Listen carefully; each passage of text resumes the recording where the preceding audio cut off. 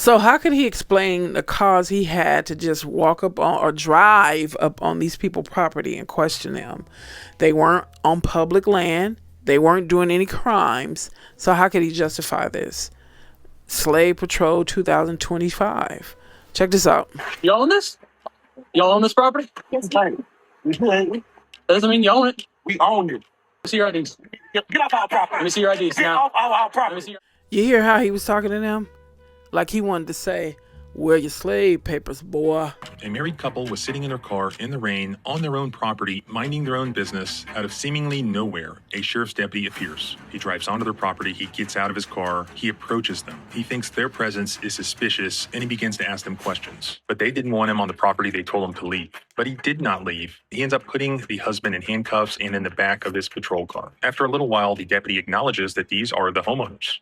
You're the property owner? He arrested my husband on the property. She later uploaded that video to social media, where it went viral. It even made the local TV news. In the news report, which the sheriff's office calls one-sided, the couple makes the allegation that they were victims of racial profiling. And I see two black people sitting in there. They have no business there. I did reach out to the sheriff's office to get their side of the story. I included the link to his video in the description if you want to hear his conclusions.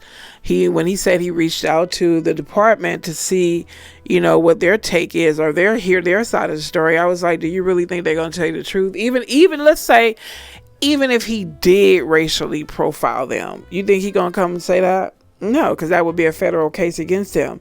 And even if he doesn't admit, it's still a case. Two, even if it wasn't nefarious, even if he wasn't being racist, it's your tone and your demeanor. Once you asked them if they own that property and they told you yes, you treated them like they were lying. Of course, black folks lie. That is what you went around the world saying about us. So it was like, it was your tone and it was your approach. Now, if you got up the car and was like, hey, I was just driving around through the community.